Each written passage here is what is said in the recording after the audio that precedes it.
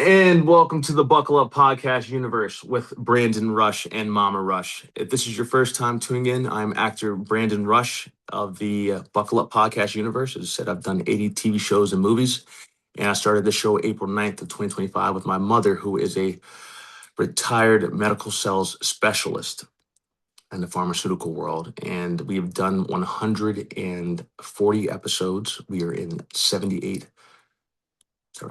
countries and 900 cities around the world. We are very proud about that. And then what makes our show special is that we have people and guests from all around the world to hopefully educate the youth and for people to get the opportunity to tell their story about what they do. We've had people from all different walks of life. We've had doctors on here. We've had lawyers. We've had CEOs on here. We've had staffing companies. We've had my professors from college, University of South Carolina, on here. We've had my Catholic school teacher was on here as well. Small business owners, nurses, doctors, veterans, lawyers, actors, actresses, directors, producers, casting associates and directors who I've had the pleasure of working with in my acting business these last 16 years. If you think your story might resonate with us, feel free to DM me at Brandon Rush on Instagram. That's BRANDONRUSHH, two H's, or on our Buckle Up podcast handle, which is BUCKLEUPPODCAST handle. As I said, we've done 140 episodes, I believe, or 141 episodes. And today we're going to have a Broadway actress on here. Hopefully I say her name correctly, and I apologize if I say it incorrectly. Gerianne Perez. Gerianne Perez is a powerhouse performer known for soaring vocals and emotional depth and commanding stage presence. A proud New Yorker and Puerto Rican descent, she has performed on Broadway and in national tours. She made her Broadway debut in a cappella musical, In Transit, appeared in Waitress, and is currently standing by for the role of Montague, I think that's pronounced, in the U.S. premiere of the Operation Mincemeat. So she is a person who I think would be absolutely amazing. We haven't had a Broadway actress on here yet, so I'm very excited for her to be the first. So I'm going to pause it for right now and see if she has arrived yet. She was doing a self-tape, and she's been very busy. I know she was on call the other day. There's been a few times when she was going to come on, and she got called up to perform that day. So I appreciate her for being able to make time for us today. I know she has a busy schedule. Oh, here she goes right now. So let me pause it first. All right, let's see here. Admit all.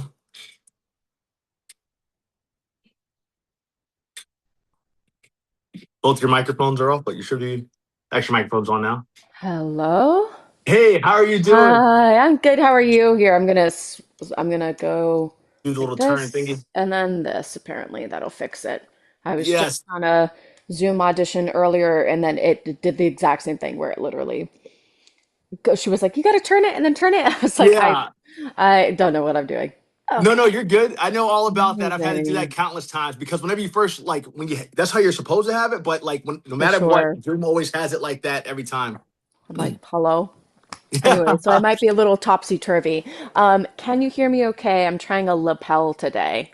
Yeah, you sound first off, you're gonna have to explain that lapel to me, but you sound great. What does lapel mean? Oh, just this little Oh, mic. Yes. Yes. I'm a little So, bit yeah. slow. Oh, you're all good. You're all good. I was just this little thing I'm trying out today for the first time. And then let me try Okay. and get you a little bit more No, you're good. even. There You we go. sound perfect. Let me make sure I'm recording Okay, too. amazing. Yeah, sometimes I'll use like my Yeti mic, but um I had like a leak in my apartment, so I had to sort of rearrange my room and put my desk Yeah. in a way that would have just like my bed in the background. I was like, that looks like shit. So I'm sitting on my couch comfortably. Okay. Well, Um, yeah. yes. Well, first off, it's a pleasure to finally meet you, and I'm going to welcome you personally to the Buckle Up Podcast universe with Brandon Rush and Mama Rush. Hi. Hello. Hi, Hi. how are you? I'm good. How are you? Fine. You all have some bad weather there. Is that correct? Oh, it's Please insane. tell us about what's going on there. It's yeah. insane. It's absolutely blizzarding. In all of my years working, I have not had a show cancellation until yesterday. Oh wow. Um, It was actually the last show for our original Broadway cast, so it was sad Mm-hmm. that it got canceled. Oh wow. But yeah, basically, it's like it's still, if I'm not mistaken, like still coming down a bit. Yeah, no, I'm looking at it, and Wow. it was also supposed to stop, I thought, at 12. Ooh, what might Yeah. Uh-huh. help is let me take these bad boys out. Oh. But yeah, it was supposed to stop, and then now it's like it's still coming down. And then when I opened like my like blinds this morning, there was Mm-hmm. something called like a wind gust where it could like the wind could make it scale buildings. Yeah. Uh-huh. So when I looked out my windows, they were just completely encrusted with ice. Oh, Oh wow. wow. Yeah, yeah, How no, many it's inches are it's you looking at right now? um it's yeah, it's pretty coated and it's not melting because it's so chilly. I would give it at least a foot. Uh-huh. Holy smokes. Is that? I don't know. I feel like I have no idea like what looks like a foot or not, but Mm-hmm. I do think it's at least a foot. Yeah. I think that's the news. I was looking on Instagram. I get Yeah, my news from the Instagram, a lot of it anyway, like just absolutely. what's going on around the world. Yes. Yeah, no, honestly, me too. I'm gonna see if I can try to change the screen so I can see y'all both at the same Okay. time. Oh, Okay, you my won't be mom able to uses her see me. photo. Yeah, my You'll mom see uses her my photo. photo. Oh, okay, okay, gotcha. Yeah. Okay, great, we're good then. Well, hey, look, it's Yeah. all about you today. I am so excited to finally get you. I know that you have been very busy, and I can't thank you enough for making the time because last time I think you got called up for a show that day. Yeah, probably. It's always like last minute being an understudy. It's like your schedule is consistently changing. So I'll book myself like weeks out in advance of doctor's appointments and things like this. And then it's like, hey, nope, like drop everything you had that day, like you're coming in. So Really? yes, yeah. Thank you so much for having me and thank you for adjusting schedule stuff. Oh, Oh, no of course. I'm gonna problem. get back into that because I'm very interested in that. But I'm gonna Sure. Dream. Is that pronounce that correct? Is it Dream Perez? Gerianne.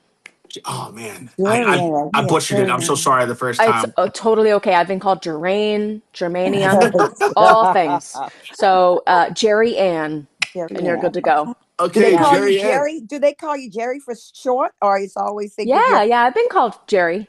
We Yeah, might Okay. have to stick with Jerry today if that's okay. that's okay. That's okay. If that makes All it right. easier, like, and makes your brain be able to like turn off, please do. Yeah, Okay, that sounds good. Well, yeah. Jerry Ann, we have I gave a pre-bio, but I want to hear it first from you. How did you? Mhm. Let's hear your story, and it's all about you. So this is your time. Oh, okay, okay. Well, I am currently an understudy in Broadway's Operation Mincemeat right now, and I have been doing theater since I was in middle school. Like, I got caught by the bug when I was like 13. I did like this like middle school musical. It was Oliver, and I just like from the moment I heard my voice on a stage, I was like, oh, I don't think anything will feel more euphoric than Oh this wow. feeling Mm. right now. And hearing an audience and there's just something that I love so much about live performance. Yeah. Then I always tell people that like once I got to high school, I was a really very academic student. Okay. Mm. I was a very high achieving person because I come from a military family, and Nice. that's a strict upbringing. It's high grade point average, or you don't get to play and have your extracurriculars. Yeah. So basically, I had to kind of achieve both. But I was in show choir, and that was around the time high school was when I was really deciding, hey, do I want to go into something that might be more sustainable, more Hmm. consistent, or do I want to follow a dream and take a huge risk? Okay. Now, I am a Virgo and I'm not a big risk taker, but I think that Okay. I knew I would regret not going into this. So by my senior year, I decided to apply to just a couple of schools. We didn't have a lot of money for the application fees, so I had to be very selective with where I Yeah. applied. And I applied to NYU, and that was my dream college, and that was Okay. actually where I ended up going. I got a BFA in drama from Tisch. Okay. And then it took me a little bit for me to find my footing right out of college. I did like a regional gig here and there and some small Mhm. things here and there. But in order to have something that could pay my bills, I had to wait about 3 years. So I worked as an administrative aide Okay. at NYU.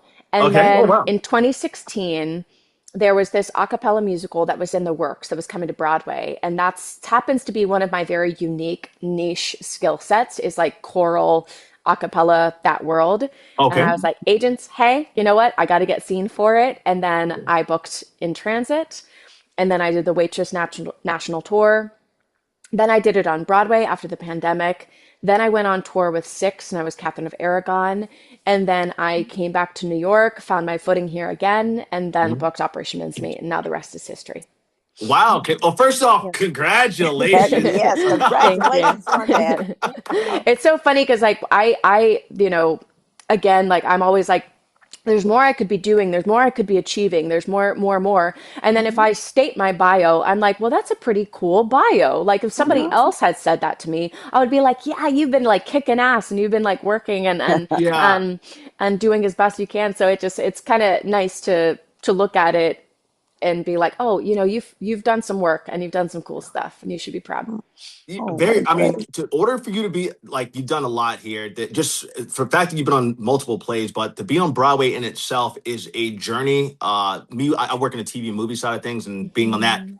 it's impossible too. So for what you're Mhm. doing though is a whole entire different level of tough.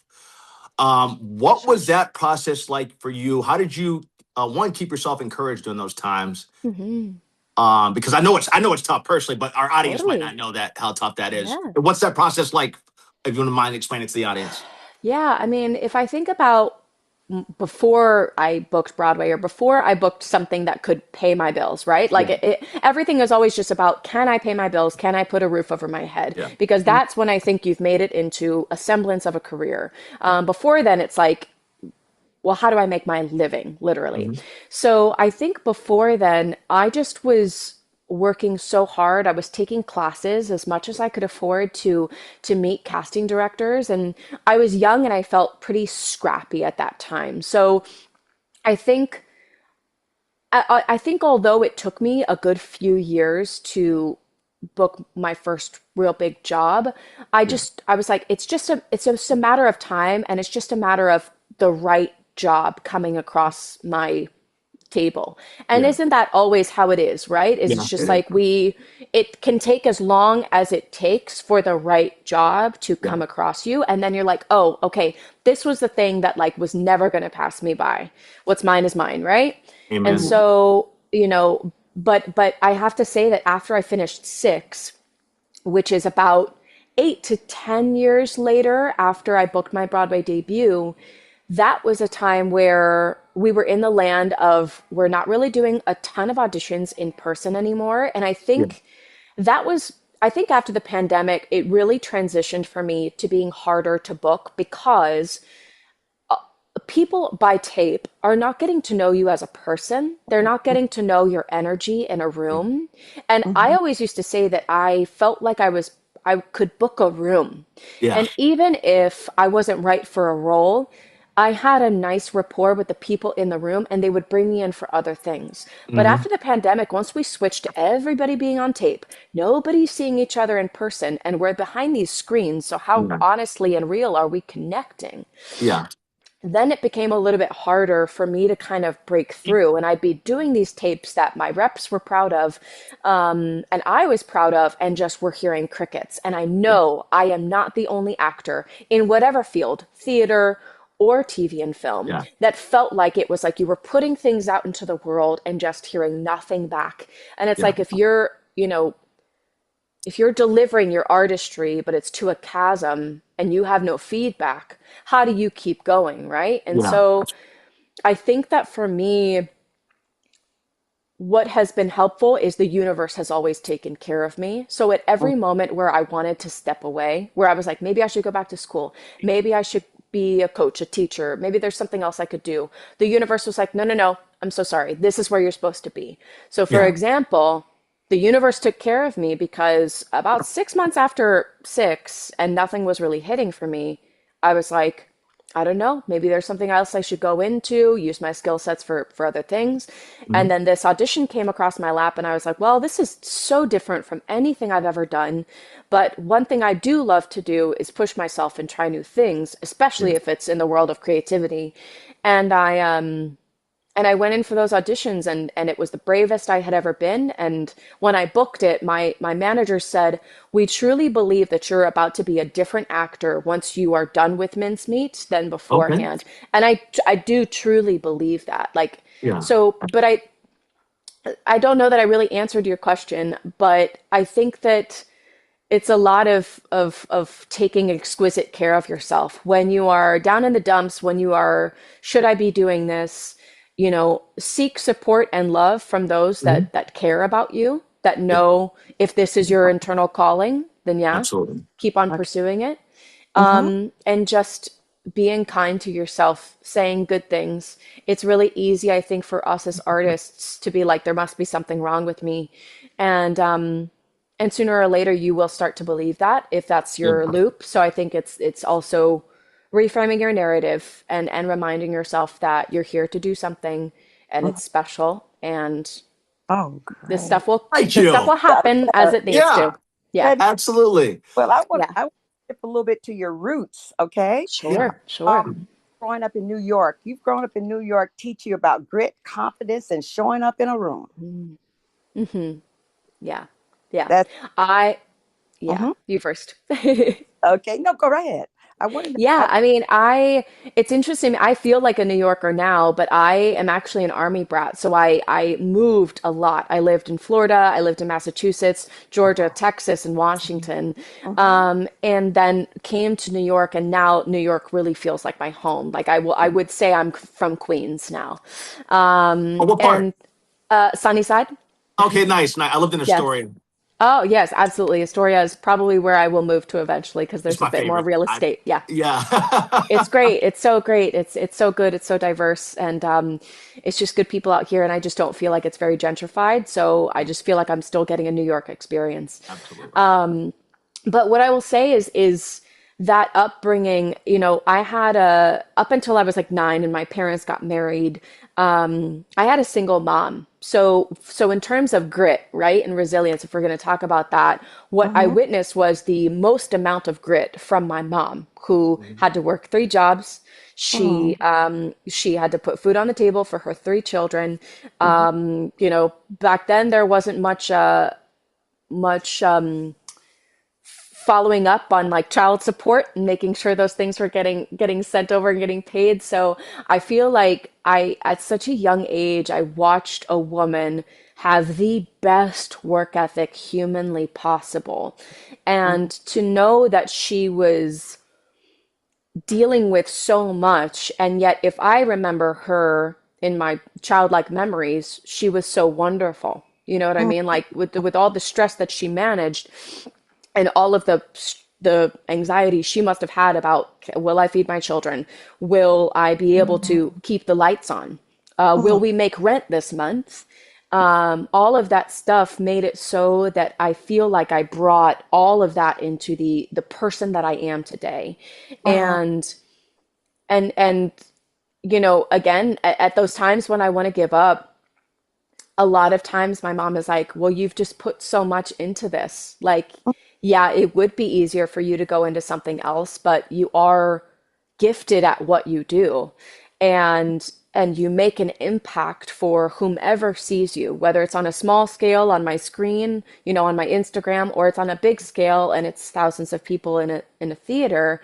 It's like having impact is what matters. And so, yeah, I just feel like I witnessed that from her at a young age, and so I'm able to kind of bring that into my adulthood. And then as I teach with my students, I do also try to teach them like, hey, this is a really hard thing you're going into. And also, if there's nothing else you could do that would bring you as Hmm. much joy or make it easy for you to wake up every morning and look forward to going to work, Yeah. then go and do something else. But if you know this is the only thing that's going to fill your cup every single day, whether it's Uh-huh. you're doing 3 auditions in one day or you're going into your show, then go into this because it's Wow. your calling. And Mhm. and it's we just got to answer those callings. That's so Absolutely. beautiful. That is Yeah. so beautiful. Um, Go ahead, Mel. well, I wanted to ask a question about you're Puerto Mhm. Rican, is that I am. correct? And that Yes, I am. shaped the way you well, does that shape the way you tell stories and connect emotionally on stage? Yes, absolutely. I don't always, I have to be honest, I am half Puerto Rican, but I am also relatively white passing. So sometimes I kind of forget until people remind me, like, Mhm. hey, you are a visible representation of your community. Like Mhm. I have the role that I cover most prominently in Operation Mincemeat is the lead of the show, Mm-hmm.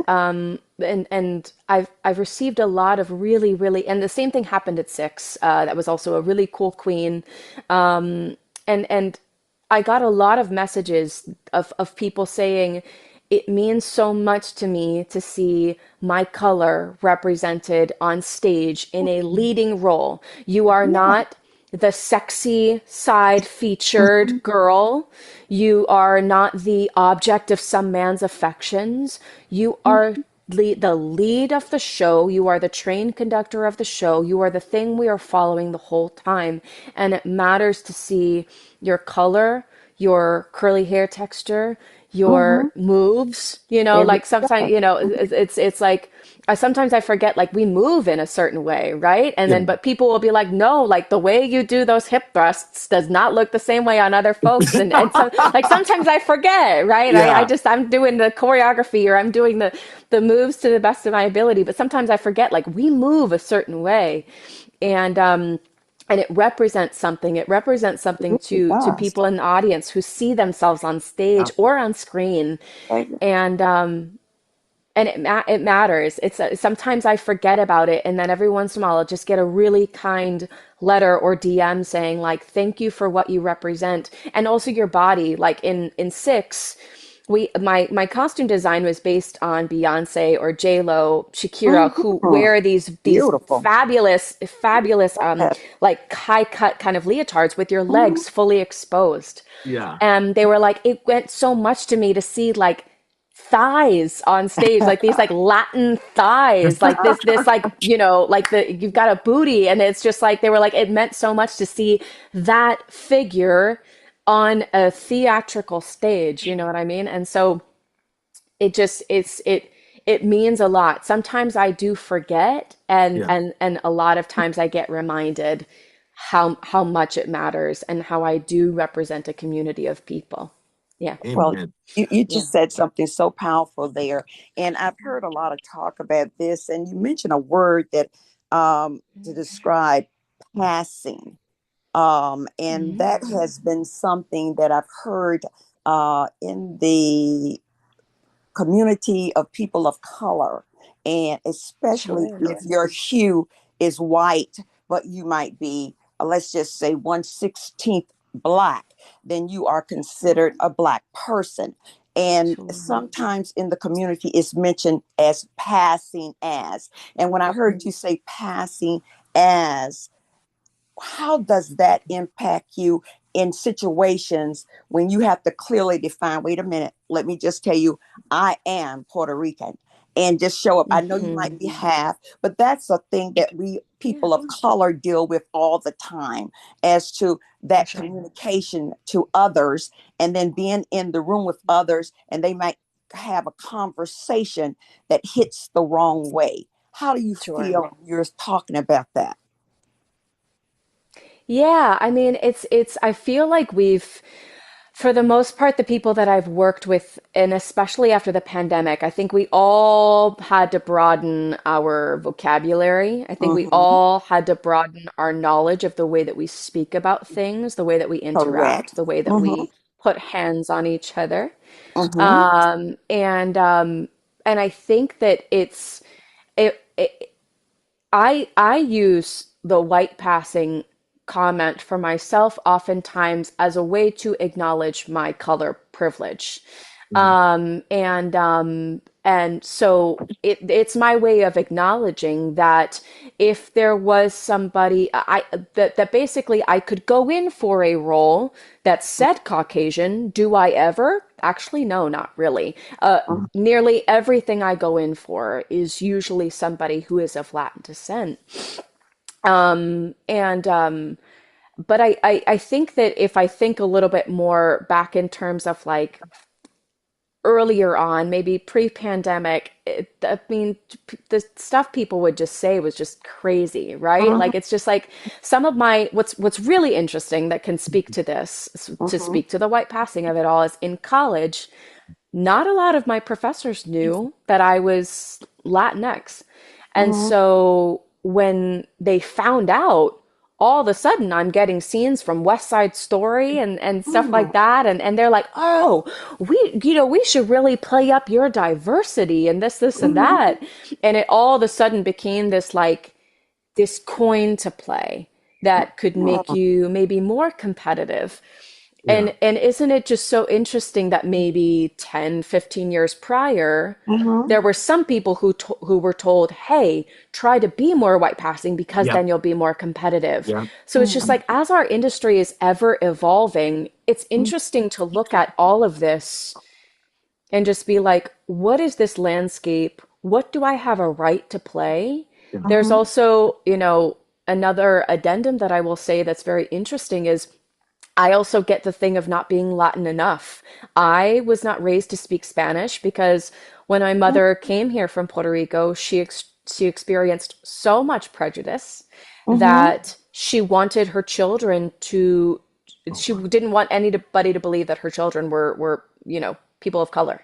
So Yes. we were raised, even though she had this beautiful accent, we Yeah. had a Mhm. last name that was legally Perkins. And so, for me, for example, a lot of people did not know I was Latin. And so I did not learn Spanish. But now, as a professional, Yeah. I get a situation where I'll be going in for casting directors who are oftentimes white. And they'll say, "Well, what do you mean you aren't fluent in Spanish?" Well, then you're not eligible for this role. You're not right for this role. Oh. So it's interesting because it's like, well, Yeah. now I'm having somebody decide the Mhm. validity and the scale to which I can claim Yeah. Mhm. being Latin. Mhm. So it's a very every single culture, race, etc. I have seen have a very Yeah. Mhm. vast array and experience with all of this stuff, especially as it relates to race and what we are allowed to portray and what we can't portray, what is respectful, what is not.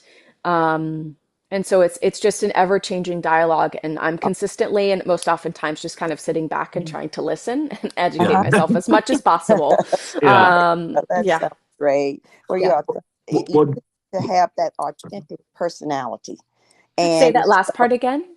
that authentic, your authentic Mhm, person. You mhm, represent in the theater, and you look mhm, like you look like to you right now. And what do you want mhm, others to look at next? So when you're thinking about that, you're in the theater. You are you. You are real. And how do you portray to others? I am a real person.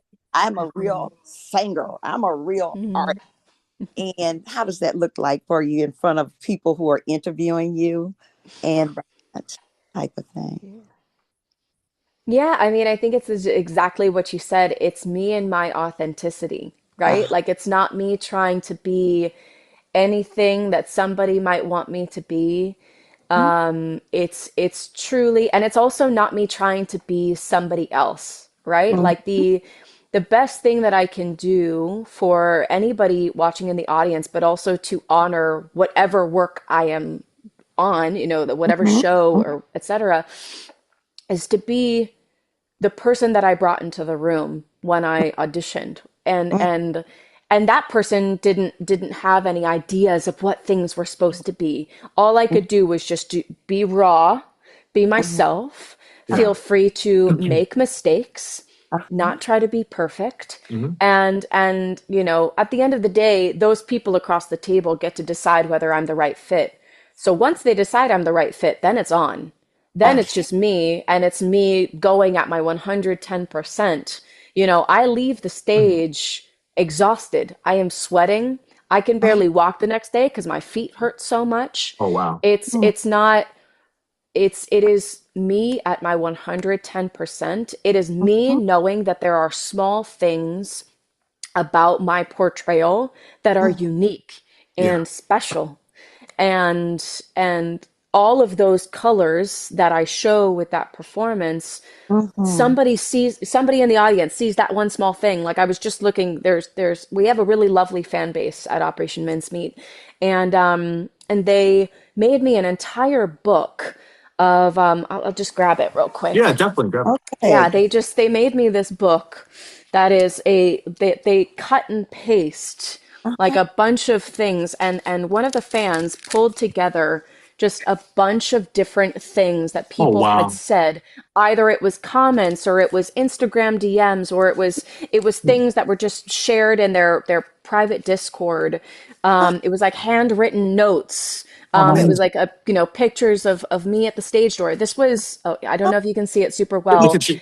This was a debut, and because they all knew about it, 30 people came that night to a debut of mine, Oh and wow. they made shirts that said Jerry's Angels. Oh, nice. And with my face on it and Yeah. everything, and they're so kind, and the thing that's beautiful is that they are like we have also that's what's really beautiful is it's quite a diverse fandom. Yeah. It's also very gender diverse. It's queer is throughout it. It's diverse in so many different beautiful Yeah. ways, and they see all of those things in me, and I connect with them so much. So this book is like all of these tiny things that they've picked up in my performance that they've been like, I like how you do that thing. I like how you do that thing. And it's like I didn't even think that the smallest nuances anybody could pick up on, but they do. They do. Yeah. And to a very long-winded way of answering your question of just like it is just me being my most authentic self and somehow people see it and they acknowledge it. Oh, Absolutely. Yeah. Gerianne, I wanted to just to correctly, Gerianne, correct? yeah, Yeah. we did, Perfect, Jerry. perfect. Okay. I wanted to hit on. There's a couple things you said that I'm going to go back to, but I wanted to say first. I always say that kids are always watching. And when you mentioned a Mm, story about you seeing what your mom went through, I had to mention my dad's passed away of pancreatic cancer. I want to mention him first before I get to my mom, but it's both of them. I watched them struggle and work hard to provide for me and my brother to keep the lights on, even when the lights went off. They didn't. It seemed like that. There's a scene in the movie with Will Smith where he's son's Pursuit of Happiness, where he's in the. I mhm. cry every time because it reminded me of my dad when Yeah. he's in the bathroom holding the in the subway. But Yeah. seeing how hard my parents worked, and when you talk about not giving up, I'm gonna relate these two things. Yeah. One, my dad. I played football and I was ready to quit after the first week because I was this fat kid and it was too tough. And my dad said, I won't allow you to quit. And I've never been a quitter since that in my lifetime because I didn't quit. Because of that, that instilled in me at 15 the work ethic to not ever quit and not ever give up. And then also seeing what my dad did with how hard he worked to provide for his family. On the other end, Mhm. relating to football, I would go to sleep. My mom, who was a pharmaceutical sales rep at the time, would be studying start studying late at night time, maybe around like 9 or 10 or so. I would go to bed, and by the time I woke up the next morning, she would still be in there studying her lesson and doing that work. She still does that kind of stuff to this day. I Sure. saw that, and I'm like, I can't, as my with the man that God's built me, how I look, and then how I am as a person. I have to go all out because look at the sacrifices my family made for me. Why can't I? I did, if God built me this way, then I put myself through hell, For but I'm sure. able to handle it though because I Mhm. saw what they were able to do. So it's nothing for me. Giving up's not my nature. That's the first Yeah. part I wanted to say about that. I think, oh my gosh, I actually just lost the second part of what I was going to say. Oh, about being in the room. Yeah. Um, so I've been very blessed. I started my career off in Los Angeles. I've been acting for 16 years. Started my career off in Los Angeles, and then 8 years ago went to New York and started. I've been acting in New York for the last 8 years, but I've acted Mhm. all around the United States and Mexico, now London too. With that being said, going and meeting those people in the room first, that's actually how I made a name for myself in California and or Los Angeles, and how I made myself a name for myself in New York. They saw me performing in classes or at open mic nights, and they called me in directly from those. And so Mhm. doing those experiences of being in the room, I loved it at the time, and I was able to. They got to see me perform the large scale, Mhm. but being in the room with them at the time was great because I got to get that rapport with them for years. So now self tapes, Absolutely. I'm actually okay with self tapes because I book a lot of self tapes Mhm. because I'm so used. I kind of know exactly what they're looking for, but I also know Mhm. that they know me personally as a person. And so Yeah. because I've done those rounds, so I understand what you're saying, like how Yeah. you're really good in the room sometimes, and that feeling of not missing being in the room. So I think that's what I had to say along those lines about that. For sure. Second question I wanted to ask you was this: Yeah. how do you go about memorizing your lines like that? What is that Ah, process? I actually don't know that process on the sure. theater side of things. Yeah, like well, so I'm a cover, so I cover actually three of the women principals in our show. Okay.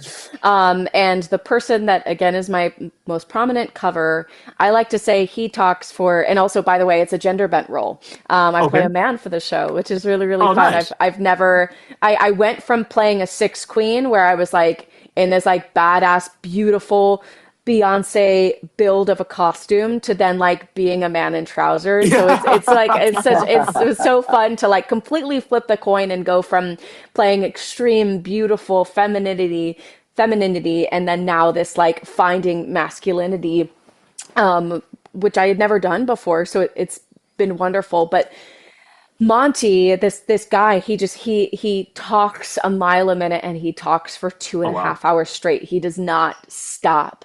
So specifically, I will say for him, what helped me was I had to do two things. It comes down to knowing the exact kind of learner you are, right? Yeah. There will be people who need to record the lines and then just listen to those lines as they clean, walk around their house. Yeah. I learn by doing and by getting my mouth around the words and all that stuff. So what would help me most is to really look at the script just over and over and over again, almost so that it could be kind of a picture in my mind and Yeah. I could imagine the pages kind of going by as I was saying the lines. And then the other thing that I still do to this day, could not be without it, is I have a voice memo folder for each of the roles that I cover, and I Mm. have in those folders scenes that I've recorded where I record the other people's lines and then a gap where I will speak. I'm sure you've done this I or do. heard of That's it. some of my favorite tapes. Yeah. Yes, and then I will say my lines in between. I will do that on the train. I will do that just at the theater. If say like I need to remind myself, "Hey, what's this other role that I haven't gone on for, haven't rehearsed in a minute? Let me do a line through during the first act of the show in the other Yeah. dressing room." And basically it's that. And then a lot of people find it hard to memorize before they are able to block the scene. But I find that you kind of sort of need to know some of the lines before you go See. into that dress rehearsal or before you go in, Yeah. because you can't be memorizing on the spot. Yeah.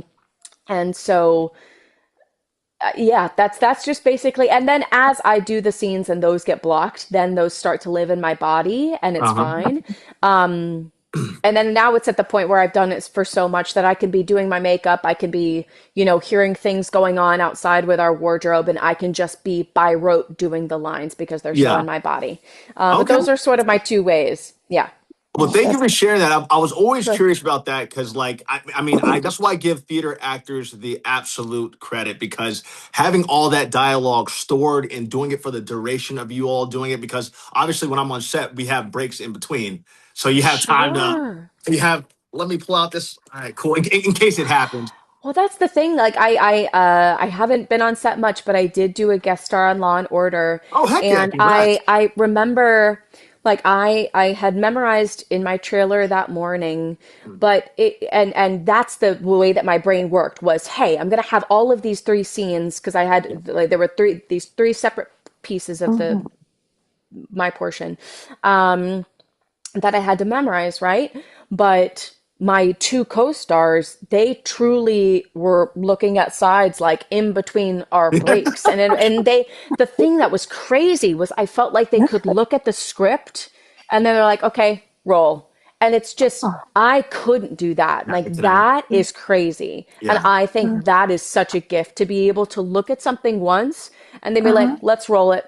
Yeah. Because I need to, again, repetition is my friend. Yeah. I have Mhm. to have done it multiple times. Really. And so, yeah, yeah. You know what's funny? I guess I've been doing it. I've been very blessed to be doing it for so long that I'm able to look at it and do that too. When it That's comes to crazy. like self, when I don't do that on the day of actually filming on set, but when it comes to self tapes, I think it might take me 2 minutes. I'll just literally look through it and I'm actually ready to go and film it. And that's Yeah. I don't do multiple takes. And then the second part you mentioned, Mm. it's funny you mentioned the voice memo because I haven't told many people this. I don't use a reader anymore. I haven't used a reader in 6 years. I literally do the Mm. dialogue of both characters. So I have my self tapes. So Yeah. I literally put the pause in there and I will do my dialogue, and that's how I've been doing all my auditions. And I don't think I can go back to the normal way. Yeah, I tried it that way during the pandemic when it was really hard to lock down readers or and all Yeah, that stuff. And what I found was really hard about that was that it was hard to breathe, right? Because I was like, oh, well, what if I breathe as in like, oh, I say this line, but if I don't say it quick enough, I'm gonna get cut off by the voice memo. yeah. That's what would Okay. sometimes get me.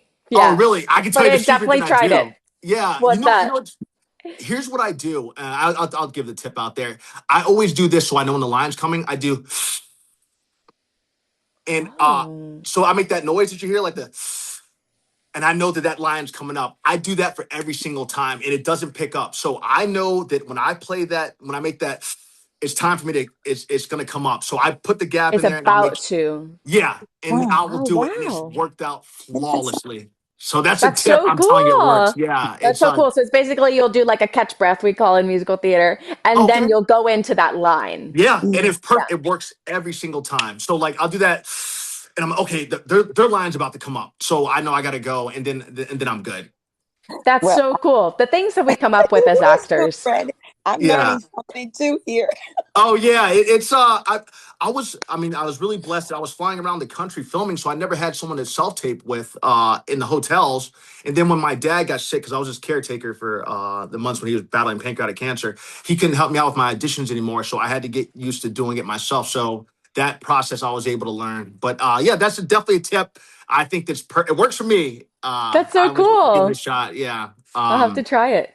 And definitely, definitely. ask both of you all this question because Brandon, I hear you, and the thing that amazes me the most about him, Jerry, is how he can memorize these pages, just looking at them, memorize them so quickly, say them, and then erase that from his brain.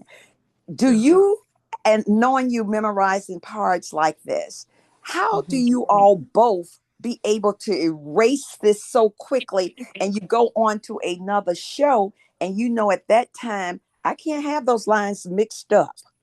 So how do you do that process? Yeah. And Brandon, you tell me how you do that process as well. I'll Okay. share with our audience really. After you, Jerry. Go ahead, Jerry. Yeah, no, I have to think. I think that my brain just knows that once a show is closed or my contract is done, it's allowed to release that. But I Oh, have thought long and hard about whether I could go back into six. And uh-huh, I do think there's an aspect of muscle memory that would kick Yeah. in that even almost 2 years later, uh-huh, if I had to try to remember it, I do think I could. Same thing with waitress.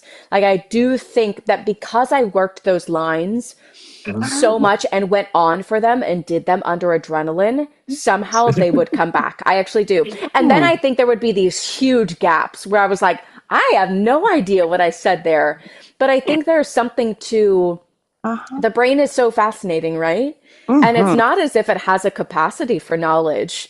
And these lines and these things that we have to memorize are just knowledge, right? These are bits of information that we can hold on to or we can release if we don't need them anymore. mhm, Yeah. So I think that it's just basically like if it does release the information, it's because mhm, it has to. It doesn't want Yeah. to. It's like I don't want to hold on to this. Like I just finished two. I had an audition this morning on Zoom, and then I just did a self tape, and I am like I don't have to worry about those lines. You Yeah. know what I mean anymore. I can. I mhm, can. I have this superstitious thing where I try to not immediately after an audition throw out the sides. Okay. So I'll like save them for a little bit. I'll like tuck them away somewhere so I don't see them. Yeah.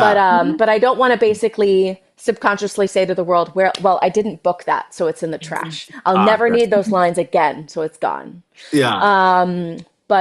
But yeah, I think the brain does it because it needs to, but I don't know. What about you, Brandon?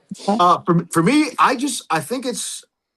I wasn't always like that because before auditions would come every once, and I might get one every 3 months. But now that auditions are coming so much, Mhm. I'm able to. I let it go now. I'm finally able to let it go. Before it was like, hey, I don't know when this next audition is going to come in. But I've been very blessed for working so long that now it's like, hey, I know when I do this audition, and I know that I give it my best work, I can let it go. Where before, when I first started out, I'm like, oh God, I need this. I really need this. My thing is just like you said, I'm just trying to book the room, really. Hmm. And I Mhm. For said sure. this when I was performing in London the month of September, and I was performing live. I did a showcase over there, and a casting director asked me. One of the casting directors asked me, Brandon, whenever you go in and perform, how do you usually perform? I say, well, I do it one way, my way, and then because I want to just show what I can do, and then I do it exactly how they want it to be done. Like I do it by the book. And I told her, like, my goal with doing that is I know that if 10 actors going for the role, I'm gonna be nine of them are gonna do it that same way. They're gonna just be by the book. I'm gonna be that one Hmm. that you remember because I'm taking that risk that stands out. And For I'm okay sure. not booking the role. And Yeah. they actually loved it. We had guests on that were in those showcases and saw that. And that's just kind of what I do. So Oh, I think it's in being in tune with who I am and okay with being like, hey, it's okay not getting this. But as you said earlier, if that casting director remembers you for something else, Totally. hey, that's and they most likely often do because of the booking process is really hard in TV level. I don't know how it is in the on the theater level of things. It is every level, but I mhm. think that it's we are in such a saturated market for like whatever we want to do as actors in whatever field. Yeah. But I mean, like if you've seen any videos of like the pretty much they get called like sometimes cattle calls Hmm. Mhm. for like ECCs, and it's just because people are looking to book like their summer contract, their summer job. Uh, I will never forget. I was in my final callback. I was in a waiting room, right? And the waiting room was completely empty, but it was booked for the holding room for the show I was going in for. Okay. And I went out and saw in the hallway all of these actors with these numbers on them. It Oh was like wow. Mhm. old school, right? I call that old school. Yeah. And that is chorus line.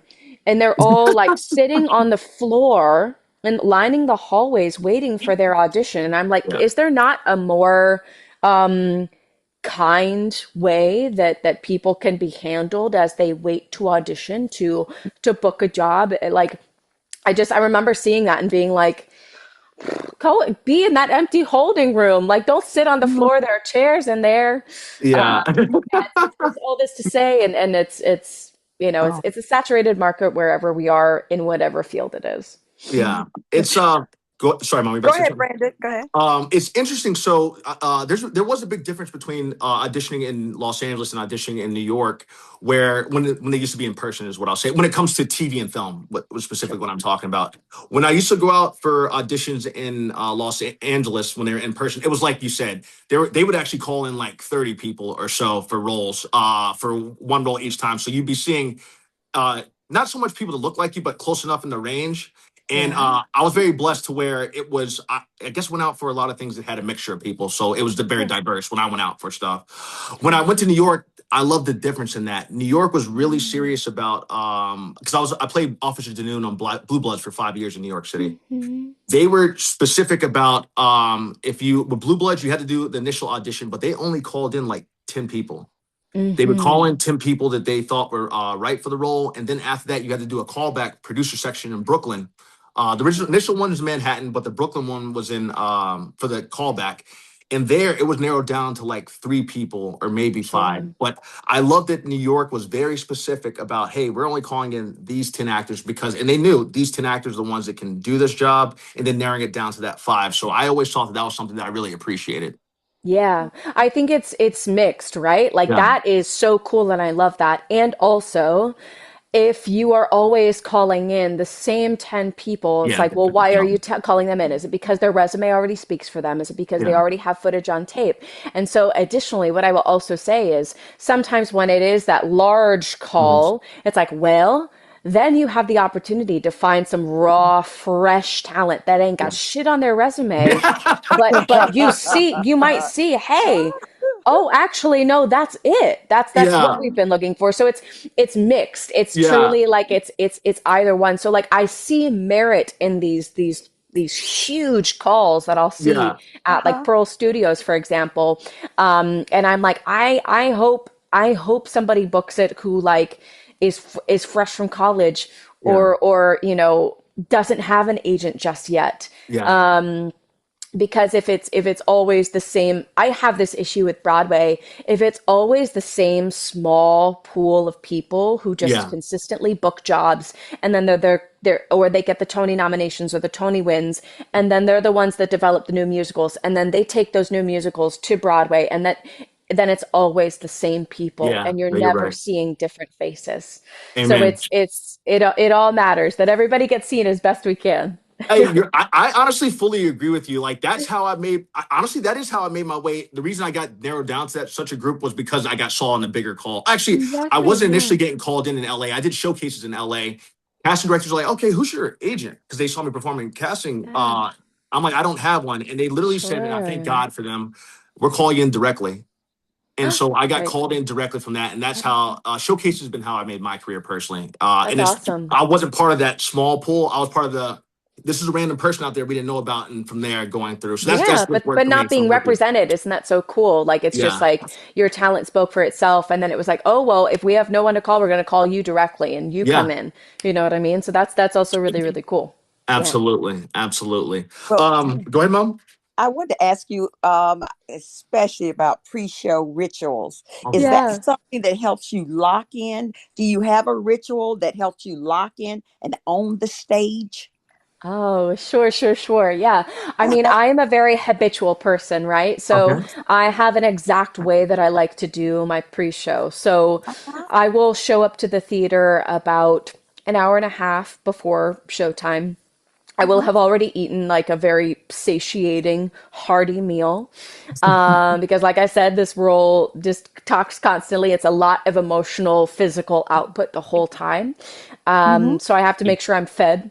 Then I'll get to the theater and I'll just kind of slowly and methodically like put on my makeup and just do it really slowly, gently. I'm trying to like calm my nervous system Yeah. Hmm. because I've been very open about having performance anxiety, Oh yeah. and so I have to do a lot of things to prep myself to be as even keel as possible the second I enter that Hmm. stage. Yeah. Mm. And then the next thing is I will do a nice hearty vocal warm up for about 15 minutes. I'll do it always to the same exact voice memo that our vocal coach sent me. And then I will do a physical warm up. So I'll just make sure that like everything is stretched out, all good to go. Specifically, this show is very hard on the feet, so I'll make sure that's good to go. And Hmm. then I will go into hair. So we get our hair done by our head of hair department.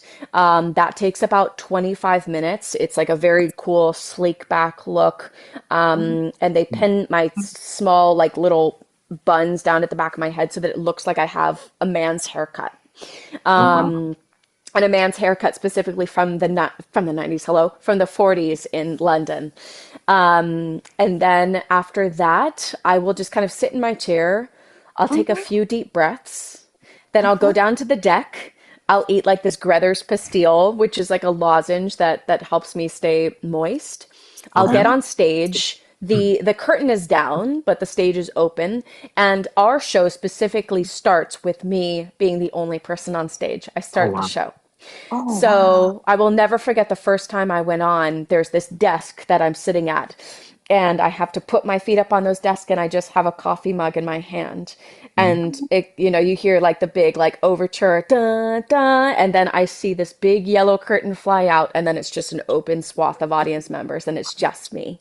Yeah. And what I always say to myself beforehand is, they will love you because I am the host of the show, and Monty is a very conceited, cocky guy. And so I basically have to tell myself, like, hey, Uh-huh. this entire audience of 800 people loves you and will only love you more by the end of this show. And that's my pre-show ritual. That's Oh, awesome. giving That your mind a self-talk. Exactly, Oh, exactly wow. that. And you say it out loud. You say the words out loud that they're Like going they to, will love you. so your heck yeah. brain will hear you. Yeah, I they talk love out. me. Yeah. Yeah, yeah. I absolutely, Gerianne, you have been absolutely phenomenal. Thank you, Brandon. I don't Oh, want to keep holding you up because you've been great. I literally could wow. talk to you all Wow. day. Thank you. You're so sweet. Let's see But what here. I'd like to ask her Yeah, go one ahead, Mom. question. What is a skill you wish more young performers would build early? Something that really helps in the long run, because we have a big audience of Sure. children, as Brandon mentioned earlier, but we have about 18.8, how many? Million. 18.8 million. Million, yeah, actually following the show, and it's Sure. worldwide. And Yeah. so with that, we really want to hear from you as Mm. talking to, because we have this young audience as well, a big piece of that dynamic, Yeah. that not the dynamics of our show. And so Yeah. please share with that group of children, what you think of it Yeah. as a Yes, performer. I do also work with a good amount of children. I also coach, and well, first of all, I love working with them because I Mm-hmm, feel like I get the chance to undo some of the not so great stuff I received from my own teachers and coaches and all that Oh, wow. stuff from mm-hmm, junior high and high school. So I always lead with a ton of love, and you know, if I were to say skill sets that I wish I would have had, I would mm-hmm. say I wish I had kept up with learning an instrument. I would give Yeah. anything to Oh, be able to pick up a guitar and play it, or sit down at a piano and play it. mm-hmm, mm-hmm, Brandon, I had a little bit of a different experience than you, where, you said you had your dad who was like, you will not quit. I Yeah. actually quit a lot. And Okay. I have to be completely honest with you. There were a lot of things that I tried. There were sports that I tried, but because I was larger bodied and I also had undiagnosed asthma and sports were so hard for me, I just would Yeah. give up. And my parents would be like, okay, got it. Like I tried basketball, soccer, softball, cheerleading, all until I found singing. And then I was like, Yeah. oh, okay, this feels a little bit different. It feels more feasible. So I gave up on a lot of things that I wish I had stuck with. I wish I Yeah. had stayed in dance classes, because to this day, that is one of the skills that I struggle with the most. And I would be more competitive had I stuck with it. Yeah. So to any of the young listeners, I will say, if you have something that you're working on now, say you're taking voice lessons or you're in dance classes or you're working on an instrument, it may hard for you after those school days want to go to those lessons, because I know you're mm-hmm, exhausted. I'm sure you have homework. I'm sure you want to hang out with your friends. mm-hmm, But you will probably never regret it. Even if you didn't go into this profession, it would. Yeah. My grandfather was not a professional singer, but he could pick up the Spanish guitar and he could play and sing these beautiful songs that our whole family would chime in mm-hmm. on when they were around each other. So just know that any of these skill sets would be beneficial in whatever you went into, and even just as a hobby. And Yeah. then the other side of the coin that I will say is, be a real person. Don't make your Mm-hmm. whole life, don't make your whole life about becoming a successful Yeah. actor, artist, singer, etc. Have Mm-hmm. hobbies. Yeah. Have it be so that if somebody says to you, what lights you up, what lifts you up, don't Uh-huh. have the only answer be, well, when I'm on stage or when I'm on set. Yeah. No, have it be when I walk my dog. Have it be when I'm swimming in the ocean. Have passions, because then when you are a holistic person, that's something that people can sense, and that's something that people want to work with. Amen. Yeah. Preach, man. Gerianne, I like you. Thank you. Seriously, I do. I think what you're saying has been so important. I can tell you're inspiring. You're inspiring me even, but it's so important for kids to hear that. As I Yeah. said, well, I mentioned earlier how kids are always watching. Also, Sure. you mentioned earlier diversity, how important that is. I'm big on that. So important. Because my heroes are always my parents first off, Sure. but Thank in you. the acting world, I never had. I didn't see people that looked like me really. They had like four of us. Four of us that might have been out there, but I love when Black Panther came out, how that completely changed the game. And at the same time, Crazy Rich Asians came out and changed the game at the same time. And I'm like, both of those Absolutely. things. And you saw how proud people were. But here's the part that made me the most proud of everything. During Halloween, I saw white kids dress up as the Black Panther. And that showed that, you know what? Those kids don't know the difference in color. They might not even look that way about things. I have Sure. nephews and nieces, not by blood, but that are my best Yeah. friends are all different races, and I'm their favorite uncle, and they're white That's and all that incredible. kind of stuff. So it's important that they all wanted to be the Black Panther, and it's like you That's see beautiful. you can put everybody up there, give people a shot, let the world see that it has multifaceted and beautiful. And that's another thing I really love about New York. And when I'm in the cast director, tell me we're so big on being diverse in New York because the world is Yeah. diverse. So if you see our shows, it's Yeah. always a diverse cast, which is how the world looks.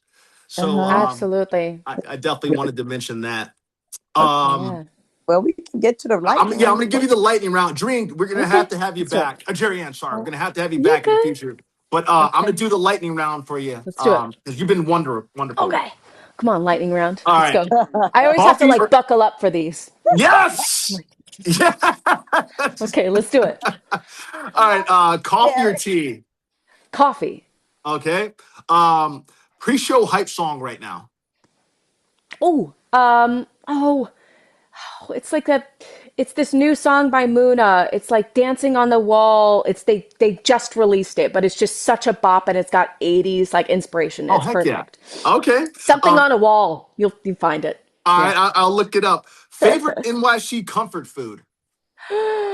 Oh God. Okay. So there's this place called Culture Espresso, and they have a cookie about as big as my face, chocolate chip, and it Yeah. is perfect. It is the best cookie in New York City with like a little bit of like sea salt. It's without flaw. Mm. I'm gonna go check that Yeah. spot out then for sure. Yeah. A Puerto Rican dish that feels like home. Oh my gosh, arroz con pollo. Yeah, and then it's just rice and chicken. It's yellow rice and Okay. chicken. Yeah, Okay. Excellent. or my mom will do something where she puts like there's it's arroz con gandules and it's like these like really yummy peas that'll get cooked into the yellow rice. It's without flaw. Mm. That and plátanos, which are sweet plantains. Ooh, Mm. pretty delicious. Yeah. First, actually, do you have any Puerto Rican restaurants of so I can check out in New York? We have not, my mom and I have not successfully been able to find one just yet. Uh, We have found really great Latinx restaurants that are Yeah. delicious, but they're not exactly her spices. So when she Okay. comes here, she cooks for me because we can't find something exactly dead on the money. Okay. That Yeah. sounds good. First Broadway show you ever saw, or the one that changed you the most? It could be both if you want to. Yeah, no, I'll say, I mean, it was really, really impactful. It was Hair. I saw it my freshman year of college. That was my first Broadway show. And it was so amazing. And also they had this moment at the end of the show where they would bring some audience members up on stage. Oh So I wow. literally got to go up on stage oh, and dance and sing heck along yeah. with the hippies. So yeah, it That's was, awesome. yeah. And then was there a role that changed you too, by chance? I would say that would be a little bit closer to when I saw Oliver. That was when I was about 13 years old in Massachusetts. I was in middle school. And that was the first time I think I had seen a large performance on that scale. And I just remember seeing this beautiful woman playing Nancy sing As Long as He Needs Me with so much grit and heart and hunger. And I was like, Mom, I want to do that. I want to be like her someday. Mm. So that's the one that really shaped me at a young age. Heck yeah. Okay. Yeah. Dream role you would say yes to immediately. Angelica Schuyler in Hamilton. Okay. Oh, wow. Yes. Awesome. She's Uh, she's so savvy. She's so smart. Like I don't know if I'm right for the role, but I love her so much. And when I see the show, she Hmm. means so much to me. So that's I just love her so much. Yeah. I love that. One of my goals is to play Hercules Mulligan on Broadway with her. Yes. It's So so good. yeah. Let's see here. Dream role. Oh, sorry. Role that scared you before you took it. This one. Yeah, Yeah. Monty in Operation Mincemeat. Just because I would not consider myself a great comedian. That if somebody were to say like what are your strongest things, comedy wouldn't be what I said. Really? Yeah. And so this is a comedic show. If we ever get you into New York and we bring you to the show, you'll see it's slapstick the whole time. So I had to completely get out of my head and into my body and just let Yeah. my literal freak flag fly in this role. Okay. And that is what scared me the most was not being this kind of moderated, postured person. No, it is just loose and out there Okay. and brave. Well, Yeah. I'll check it out in April. I'll be back up in Same. April. I'm doing some work down here right now. Okay, amazing. Sure. But then I'll be back in New York. Uh, Cool. let's see here. Go to vocal warm up you swear by. I'm gonna need this one personally for myself too. But go to vocal warm up you swear by. I like this one. Am I gonna sing it at you?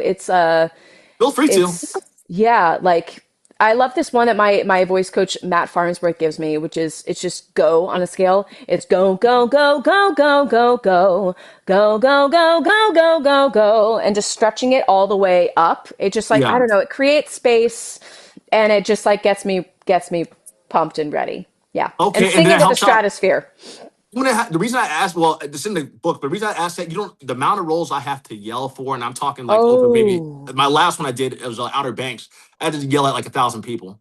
So, Oh, yeah, sure. So that's like you're really having it like use your breath support and not like shout like from the throat, but that's what I like do. That's the that's the problem. oh, okay. Then that yeah, you'll give yourself laryngitis like that. But I would say like as a big tip, like if you have to do shouting or you're yelling or something like that, you Yeah, need to Mhm. feel as if you tank up from like the lowest part of your belly to then Mhm. propel that sound forward because if it's just coming from here yeah. and it's Mhm. just shallow breath, you're going to tank your voice. I'm gonna need Yeah. that. I'm gonna have to talk to you about your vocal coach because I'm gonna have to work on Of that. 'Cause course. that's right up my. That's literally everything I do a lot of I hear if times. you do a lot of Mhm. shouting, I totally Yeah. understand. Yeah. All right. Favorite thing about being on stage? The applause. Oh. It's really nice. I don't know. It's just it's so wonderful like because when you're on set, you can't hear people's reaction. You can't hear if you're affecting people. But what with a live audience, I know I just made them laugh. I know that I just gave so much to them, and they are Mhm. giving back to me by this sound of applause. Mhm. It's this synergistic like energy Uh-huh. thing of Yeah. saying Uh-huh. like I got you, you got me, and we're here in this together. It's like all of us are a part of making this show. Heck Yeah. yeah. And you deserve it too. Thank you. Hardest part of the job people don't see. I would say the hardest part of the job, two things, are the politics that go on behind the scenes that you can't speak about because you're always under contract to never in any way disparage any show that Yeah. you are ever employed in. So it's about sometimes having to deal with disappointment or rejection or hardship or frustration, but not always being able to be vocal about it Mhm. because you can't. So Yeah. I would say sometimes the politics of what goes on behind the scenes, and that's in any Yep. aspect of this profession. Mhm. And then I would say the hardest thing that people don't see is the physical toll it takes to do 8 shows a week all in a row. Like we only get one day off, right? So Monday is the day off, but then the rest of the time we're doing all of these shows. So Mhm. there's physical, there's bodily and vocally a lot of duress that we have to work through almost as sort of athletes in order to keep up and do this safely and also do a show that's worthy of presenting, that's worthy of people paying a Broadway price for. Yeah, I'm Yeah. glad you said that because I've always wanted the thing for me, and this is gonna sound silly, is the bathroom part. Because I'm like, man, because I'm like, how do I plan my eating schedule to make sure that like I never have to sick or bathroom anything like that? So or not Absolutely. drinking enough water. Like when I'm on set, a Yeah. lot of times I don't drink water because I don't want to have to use the bathroom because I don't know how long Oh, we're gonna. There might not be a no, I bathroom totally near. understand.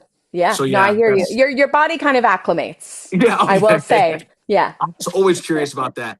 for sure. Most underrated skill for performers. Kindness. I think that everybody cares just so much about talent. And it's like, Mhm. but who do you bring in a room? And are Yeah, you kind to Mhm. people? And do you ask people their names? Do you ask them Mhm. how they're doing? And do you actually Mhm. care about the answer? yeah, I think that's like the just the biggest thing is, and it's Yes. so oftentimes we like forget that it's important to interact. And I'm an Mhm. introvert, so I have to say that a lot of physical interactions with people, they cost me something, right? Because it's yeah, output. Mhm. But it matters because I do know that it's necessary for everybody in our building to know that they matter to me. Mhm.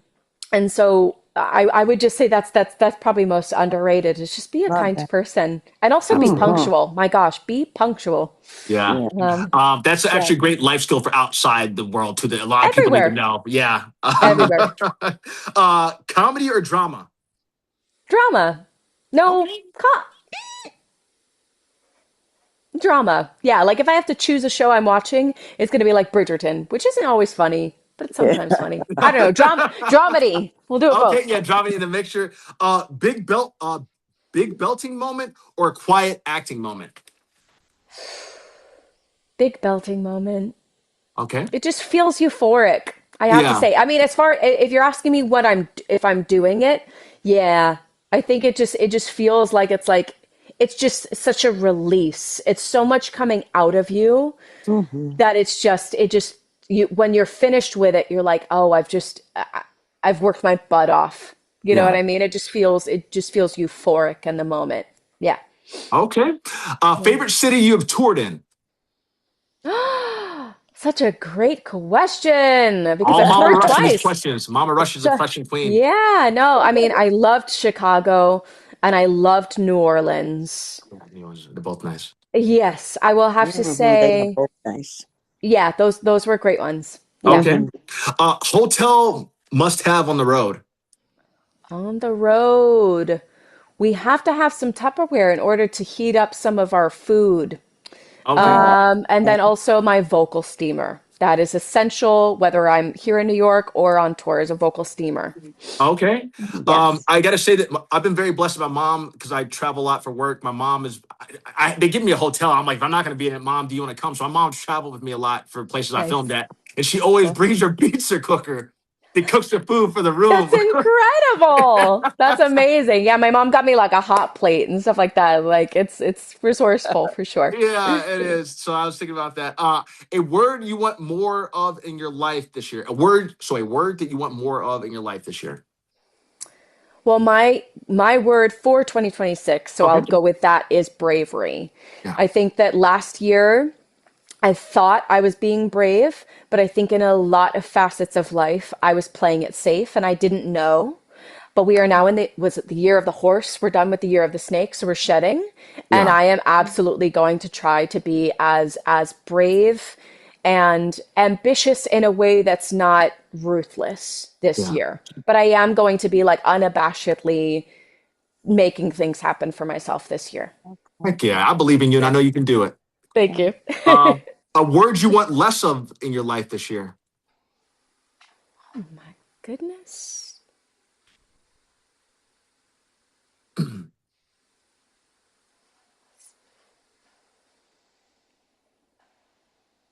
Oh my goodness, that's such a good question, but I'm trying to think of like a word that I hear often that I just don't want to. Let's just nix rejection. Hate Okay. that one. Hey, Yeah. amen. We'll take that. Yeah. Um, a Broadway dream collaboration, composer, director, choreographer, or co-star. So someone that it could be any of those that whatever you want to decide you want to say how Oh you can my do it. goodness. Well, I mean, I would love to be in anything that Lin-Manuel wrote, but Yeah. more Hmm. also I would really love to work with Sarah Bareilles again. She Hmm. she wrote the music for Waitress and then she Okay. starred in Waitress when it came back after the pandemic on Broadway, so I got to work with her again. And I Hmm. just now at this phase in my life, I would like to work with her again because I feel like I'm so much more rooted in my artistry and authenticity that I'd give anything to she puts her whole soul into the music that she writes. She's just prolific. She's an absolute genius and she's so brave that I would love to work with her again. And then as far as an actor that I'd love to work with, I'd really love to work with Joshua Henry again. I got to briefly work with him also at Waitress, but again, I just felt like I was a bit of a baby, and Yeah. I would love to work with these people at this new era of my life. Absolutely. Hmm. Yeah. I'm gonna have you text me the name of that. I think you said her name was Sarah. Is that correct? Sarah Bareilles. Yeah. Okay. I'm gonna try and because I'd like to have her on the show, and I'm gonna try and get Lynn Well on the show as well.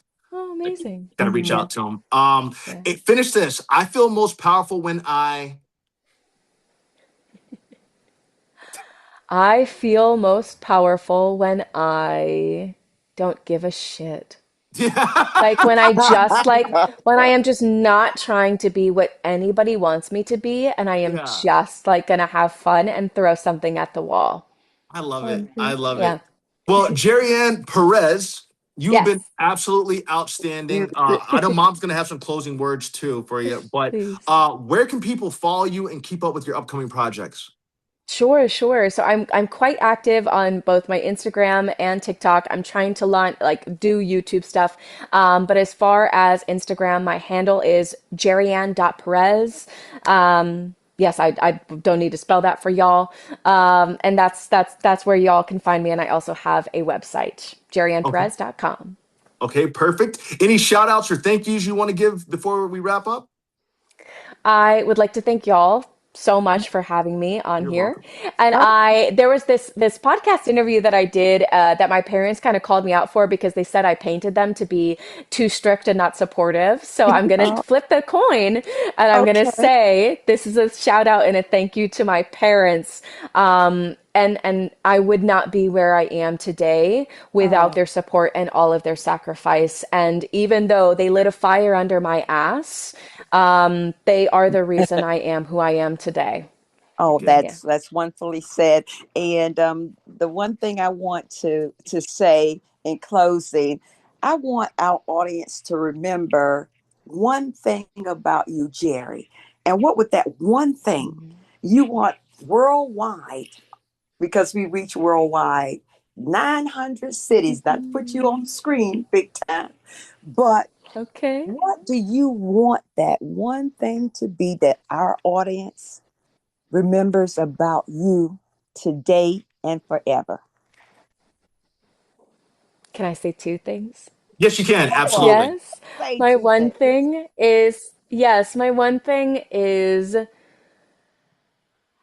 transparency, right? Like I haven't filtered myself at all here today, and transparency and honesty about how you feel and what matters to you Uh-huh. is most important. And Okay. then the other thing that I will say is it is not always easy to do this in these times, and I have to consistently remind myself, but I hope that people can hear it in my voice that I choose to lead with love in Oh, nearly everything I do. oh, And again, even in these very, very hard, scary worldwide times, as best we can connect with each other and lead with love. oh, Yeah. that's what Yeah. absolutely wonderful. Well, Jerry, sorry, one more question for you. If you could Yes. go back and tell your 18-year-old self anything, what would it be? You're going to make it. I know you're really, really, really scared and you're hoping for some kind of proof that it's going to happen for you, but you don't need to know this at this time, but it's going to happen. And you're going to Amen. be really, really shocked at what happens for your life. Amen. Yeah. I love that. Well, Gerianne Perez, you've been absolutely amazing. We thank you so much for just taking the time out of your day to come on. We Of love course. talking to you. You're always welcome back mm, anytime you'd Thank you like. You so just send me a much. message, and you Of keep killing course. it. And don't change for anybody because you're doing it. You're doing just fine. Thank you so much. I All right. appreciate it. Well, we give everyone and a round then, of Jerry, applause. we're going to Sorry. give you that one thing that you love the most Oh, on stage. You ready, Brandon? Applause. bravo! Hey, Jerry, hold on. I wish I had a bouquet of flowers to throw you, but I don't. I'll take it. I'll take Yeah. Lovely. All right. Well, you have a Wonderful. wonderful day. And then send me the Awesome. photo you want to use for your podcast station. I haven't done it in a couple hours. Oh, yeah, sure, sure, sure. I'll get that to you ASAP. All right. You have a All right. wonderful day. You're absolutely outstanding. Oh, Thank you so much. outstanding. I love her. Take care. Yes, Bye, ma'am. y'all. Bye. She was wonderful, Mom.